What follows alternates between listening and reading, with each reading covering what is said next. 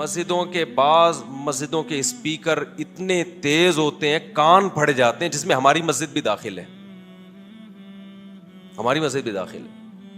میں نے بہت دفعہ ان سے کہا ہے کہ یار یہ جو لاؤڈ اسپیکر ہے نا، ایک تو صرف اذان کے لیے استعمال ہوگا، اور اذان اتنی اونچی آواز سے ہوگی کہ صرف محلے تک اذان کی آواز پہنچے، لیکن ہمارے ہاں بھی اس قانون پہ عمل بولو نہیں ہو رہا ہے۔ ابھی نئی کمیٹی بنی ہے، ان کو میں ذرا گن پوائنٹ پہ مجبور کرنے کی کوشش کروں گا۔ بچے ڈر جاتے ہیں بھائی، آپ کا اذان کے علاوہ تو میں نے پابندی لگائی ہوئی ہے، باہر کا مائک آن ہی نہیں ہوگا۔ کیوں ہم آن کر کے اپنی تقریریں دنیا کو سنائیں بھائی؟ کوئی آرام کرنا چاہتا ہے، کوئی نہیں میری بات سننا چاہتا، آپ بھونپو لے کے اس کے کان میں گھسے ہوئے ہو یار۔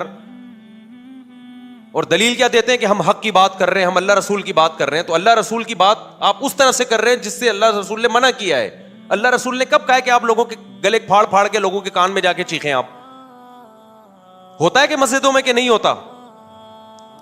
ہمارے یہاں جب سرکولر آئے نا تھانے کی طرف سے کہ مسجد کے باہر، پرانی بات ہے 10 سال پرانی بات ہے، کہ بھائی مسجد کے باہر کا اسپیکر استعمال نہیں ہوگا جمعے کے بیان میں، تو انتظامیہ کے بعض لوگوں نے کہا یہ کیسا قانون ہے؟ میں نے کہا یہ تو ایسا قانون ہے کہ ہم تو بہت عرصے سے سیکھ رہے ہیں، یہ تو بالکل صحیح قانون ہے۔ کیوں بھائی ہم جمعے کی تقریر ان لوگوں کو سنائیں جو ہماری تقریر نہیں سننا چاہتے؟ کسی نے کہا نہیں جی آج تک کوئی ایسا نہیں ہے جو کہہ رہا ہو کہ میں نہیں سننا چاہتا، خواتین گھروں میں سن رہی ہوتی ہیں، لوگ گھروں میں سن رہے ہوتے ہیں۔ میں نے کہا جو نہیں سننا چاہتا نا وہ بتائے گا نہیں کہ میں نہیں سننا چاہتا، اس کو ڈر ہے کہ کوئی فتویٰ نہ لگا دیں کہ تم اللہ رسول کی بات نہیں سننا چاہتے۔ اور میں نے کہا میں تو نہیں سننا چاہتا، اگر میں جس کی بات سننا چاہوں گا میں تو اس کی مجلس میں جا کے بیٹھوں گا، میں تو نہیں کہوں گا بھوپو لے کے میرے گھر میں گھس جاؤ یار۔ تو ہم تو جمعے کی تقریر بھی ہماری ہم نے پابندی لگائی ہوئی ہے، اور اذان پر بھی۔ اس دن کیا ہوا، فجر کی اذان ہوئی، میری بچی ڈر گئی، کانپ گئی نا، میں بھی کانپ گیا بھائی یہ کیا ہو، ایک دم اتنی پاورفل اذان ہے۔ بھائی تم کیوں لوگوں کو تکلیف دے رہے ہو؟ اتنی اذان دو جتنی آپ کے محلے تک جائے، آگے دوسری مسجد ہے وہاں اس کی اذان کا ایریا، بس میں کہتا ہوں دوسری مسجد تک بھی آپ کی اذان کی آواز نہ پہنچے۔ آپ کہتے ہیں نہیں جی اللہ کی کبریائی ہے، جتنی بلند ہو اچھا ہے، پھر آپ ایسا کرو کہ بھونپو لے کے نا پورے ملک میں بچھا دو، تاکہ جب یہاں اذان کی آواز ہو تو وہ والا اسپیکر بھی اسلام آباد تک آوازیں پہنچیں، اور پھر وہاں سے پوری دنیا تک پہنچ جائیں آوازیں۔ نہیں یاری میرا خیال ہے بات سمجھ میں؟ اذان اتنی لائٹ ہونی چاہیے کہ لوگوں کو پتا چل جائے کہ نماز کا ٹائم ہو گیا۔ اللہ کی کبریائی بلند ہو لیکن اس محلے تک، اس سے آگے دوسری مسجد ہے نا، آپ کیوں ان کو مکلف کر رہے ہو کہ وہ والے میری مسجد میں آ کے نماز پڑھیں؟ آپ کہ ہمارا جو مائک ہے نا یہ بھی ٹھیک نہیں ہے، اتنا پاورفل اذان ہے کہ کان بجنے لگتا ہے بھائی، اور پھر آپ کسی مذہبی آدمی کو کہہ بھی نہیں سکتے، وہ کفر کا فتویٰ لگا دے گا آپ کے اوپر۔ اذان کو تم کہہ رہے ہو کان پھٹ رہے ہیں، اللہ کے نام کے سنتے ہوئے تمہیں تکلیف ہو رہی ہے؟ بھائی اللہ کے نام کو سن کے الحمدللہ مسلمان کو تکلیف نہیں ہوتی، اللہ کے نام اتنا آواز سے کہ کان کے پردے پھٹنے لگے تو پھر تو انسان کے کان میں ایک حد تک ہے نا، دماغ بھی ایک حد تک برداشت کرتا ہے۔ پہلے اذان ہوتی تھی ہماری مسجد میں ہی، وہ لاؤڈ اسپیکر کی آواز آہستہ تھی، اتنا مزہ آتا تھا فجر کی اذان میں تو آنسو نکل جاتے تھے بعض دفعہ، ایسی خاموش فضا ہے اور اللہ اکبر کے نعرے بلند ہوتے، کتنا پیارا لگتا ہے۔ اسلامی ملکوں میں نا پہلا جو اناؤنسمنٹ ہوتی ہے نا، جو صبح کی خاموشی ٹوٹتی ہے وہ اللہ اکبر کے نعرے سے ٹوٹتی ہے، اتنا مزہ آتا ہے۔ لیکن اگر وہ اللہ اکبر کا نعرہ ایسے لگ گیا کہ آپ ہل گئے بیٹھے بیٹھے، آپ واش روم میں تھے قبض ختم ہو گیا آپ کا، بچے ایک دم چیخ کے اڑ گئے، بیمار آدمی جو ہارٹ پیشنٹ ہے وہ ڈر گیا، کتنے تو مر چکے ہوں گے ہمیں پتہ ہی نہیں ہے، ہم جنازہ پڑھا رہے ہیں وہ مرے ہماری اذان سے ہیں، وہ کہہ بھی نہیں سکتا کہ جی ابا اذان کی آواز سے مرے ہیں، وہ ہارٹ اٹیک ہو گیا تھا ان کو، وہ اس کو ڈر ہوتا ہے کہ اسلام سے ہی کہیں خارج نہ ہو جائے ایسی باتیں کر کے۔ حضرت مولانا اشرف علی تھانوی رحمہ اللہ کی ساری زندگی نا اس تعلیم میں گزری ہے، تبھی ان کو حکیم الامہ کا جو لقب ملا ہے نا وہ اسی بیس پہ ملا ہے، حکیم الامہ کا جو ان کو لقب ملا ہے نا وہ اسی بیس پہ ملا ہے، نفس پکڑی ہے۔ تو ہمارے پیغمبر یہ خیال کر رہے ہیں تہجد میں جب آپ اٹھیں تو کسی زوجہ کی آنکھ نہ کھلے، حالانکہ آپ تو زبردستی اٹھا سکتے تھے، بھائی تہجد ہے چلو بھائی تم نہیں پڑھو گے تو یہ تو تم لوگ نہیں اگر تہجد پڑھو گے، آپ لوگ اگر تہجد نہیں پڑھو گے تو کون پڑھے گا؟ نہ بھائی یہ چونکہ نفل نماز ہے اپنی مرضی سے، جس نے اپنی مرضی سے پڑھنی ہے پڑھے بھائی، ہم ترغیب سنائیں گے. پھر جب وتر چونکہ واجب ہے تو اس میں نبی صلی اللہ علیہ وسلم جگا دیا کرتے تھے. ہمارے یہاں اعتکاف میں کیا ہوا چند سال پہلے، جو معتکفین حضرات بیٹھے تھے،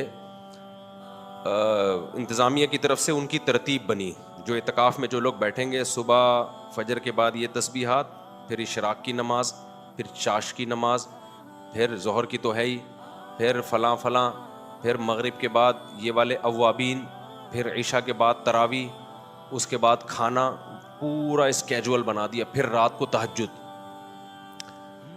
اب کیا ہو رہا ہے، صبح تہجد میں اٹھا رہے ہیں، چلو تم لوگ یہاں سونے آئے ہو یا عبادت کرنے آئے ہو؟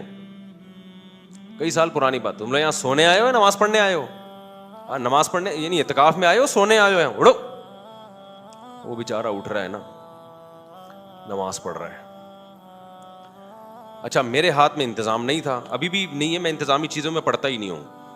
مجھ سے مشورہ لیا کہ صاحب کیسی خاندانی ترتیب چل رہی ہے. میں نے کہا بالکل بھی خاندانی نہیں ہے. ٹھیک ہے، میں نے کہا صرف 5 فرض نمازوں میں دیکھو، جو بندہ نہیں آ رہا ہے نا اس کو پکڑو. اس کے علاوہ تراویح میں بھی ضروری نہیں ہے. سنت موقدہ ہے تراویح، لیکن یہ سنت موقدہ جماعت سے نہیں واجب لازم ہے، اخپل طریقے سے بھی کوئی پڑھ سکتا ہے. دوسرا سنت موقدہ پہ بھی تو گن پوائنٹ پہ تھوڑی عمل کرا سکتے ہیں آپ. گن پوائنٹ پہ صرف فرض نماز کی پابندی ہوگی مسجد کے اندر، اس کے علاوہ نہیں ہوگی. کیونکہ میں نے کہا اتنی لمبی لمبی رکعتیں بھائی، بعض دفعہ آدمی کو نہیں وہ ہوتا، اس کو تھکاوٹ ہوتی ہے، اس کی پنڈلیوں میں درد ہو رہا ہے، اس کو پیٹ میں گیس بن رہی ہے، بار بار وضو کی ضرورت پیش آ رہی ہے، آپ نے اس کو لا کے زبردستی کھڑے کر دیا وہاں پہ کہ بھائی تو پڑھے گا یہاں نماز. میں نے کہا بالکل 100% ساری ترتیبیں کیا ہیں؟ غلط. 5 ٹائم نماز پڑھے گا بس. ہاں نماز ہی نہیں پڑھ رہا کمبخت، نماز ہی نہیں پڑھ رہا، تو پھر تو یار تم کیا مسجد میں فلم دیکھنے آئے ہو یہاں پہ؟ تو فرض نماز تو پڑھو. لیکن میں نے کہا اس میں بھی اگر یہ کہتا ہے نا میرے پیٹ میں درد ہے، میں اپنی طور پہ پڑھ لوں گا، تو بس اب آپ کو یہ تحقیق کی ضرورت نہیں ہے کہ ڈاکٹر بلائیں کہ اس کے پیٹ میں درد ہے یا جھوٹ بول رہا ہے. بعض لوگ کہتے تھے یہ جھوٹ بول رہے ہوتے ہیں بچے. ہم نے کہا ہمیں نہیں پتا بھائی سچ بول رہے ہیں کہ جھوٹ بول رہے ہیں. 10 آدمیوں میں ایک بھی اگر سچ بول رہا ہے نا تو اس ایک کی رعایت میں 9 کو بھی ہمیں سچا سمجھنا پڑتا ہے. ہمارے جامعہ میں اصول بنایا ہے اساتذہ نے کہ کوئی طالب علم اپلیکیشن لکھ کے دے گا آج میری طبیعت خراب ہے میں سبق میں نہیں آ سکتا، تو اس کو چھٹی ملے گی. اب اس پہ بات ہوئی کہ بھائی ہو سکتا ہے وہ جھوٹ بول رہا ہو. ہم کہتے ہیں یہ بھی تو ہو سکتا ہے کہ سچ بول رہا ہو. اگر سچ بول رہا ہے، اس کی واقعی طبیعت خراب ہے، پیٹ میں یا سر میں درد ہو رہا ہے، اور ہم نے اس امکان پہ کہ شاید جھوٹ بول رہا ہو لا کے زبردستی اس کو بٹھا دیا، تو اس کی کیا حالت ہوگی؟ کیا خیال ہے بھائی؟ اس کا تو بیڑا گرک ہو جائے گا. اس کے پیٹ میں مروڑ ہو رہا ہے. میں ایک دفعہ مروڑ میں بیٹھ گیا تھا طالب علم کے دور میں، مجھے پتا تھا نا، ہمارے استاد بڑی سختی کر رہے تھے، میرے اتنا شدید مروڑ ہو رہا تھا کہ میں جا کے بیٹھ گیا تو میرے لیے مصیبت ہو گیا بیٹھنا. پھر میں بار بار واش روم جا رہا ہوں، واش روم سے آ رہا ہوں. ہمارے استاد نے بولا بھائی خیریت ہے، ہو کیا گیا؟ میں نے کہا حضرت گن پوائنٹ پہ سبق میں مجھے بٹھایا گیا ہے، میری طبیعت ٹھیک نہیں ہے. پھر انہوں نے کہا چلو جا کے آرام کرو. تو یہ بھی اس میں داخل ہے کہ مسلمان وہ ہے جس کی زبان اور ہاتھ کے شر سے دوسرے مسلمان محفوظ رہیں. جب ایک چیز کو اللہ نے لازم نہیں کیا، تہجد اللہ کی طرف سے لازم نہیں ہے، اللہ نے ریلیکس دیا کہ بھائی ہو سکتا ہے یہ بیچارہ کو نیند پوری نہ ہوئی ہو، آپ نے معتکف کو ٹھڈے مار مار کے اٹھا دیا، اٹھو یہاں کیا کرنے آئے؟ پیڑے کھانے آئے یہاں پہ. تو پھر وہ مجھ سے کہتے تھے کہ پھر آپ جب سختی نہیں کریں گے تو ٹائم ویسٹ کریں گے. میں نے کہا بھائی ٹائم ویسٹ سے بچانے کا طریقہ ان کو فضائل سناؤ کہ دیکھو یار اپنے ٹائم کو قیمتی بناؤ، اشراق پڑھو، چاش پڑھو، تہجد پڑھو، بہت ثواب ملے گا. اور میں نے کہا ہر ایک کا ٹائم نا اس کی حیثیت کے حساب سے ہوتا ہے. کچھ لوگ ایسے ہیں جنہوں نے 5 ٹائم نماز زندگی میں نہیں پڑھی، بیچارے اعتکاف میں آ کے بیٹھ گئے. یہ 5 ٹائم نماز ہی پڑھ لیں تو ان کا ٹائم قیمتی بن جائے گا. ان کو تہجد یا تراویح پڑھانے کی ضرورت بولو نہیں ہے. یہ زندگی میں کبھی نماز نہیں پڑھی انہوں نے. ان کو آپ ٹھڈے مار مار کے تہجد کے لیے اٹھا رہے ہو، ان کی نیند پوری نہیں ہوئی ہے. یہ بولیں گے بھائی مولوی صاحب فرسٹ ٹائم آئے. جیسے وہ دیہاتی ہے نا، بار بار قصہ سناتا ہوں. ایک دیہاتی کی گائے مسجد میں آ گئی، امام صاحب نے ڈنڈے سے مارنا شروع کیا. تو اس دیہاتی نے بولا امام صاحب بے زبان جانور ہے، کیوں مار رہے ہو؟ مجھے دیکھا کبھی آپ نے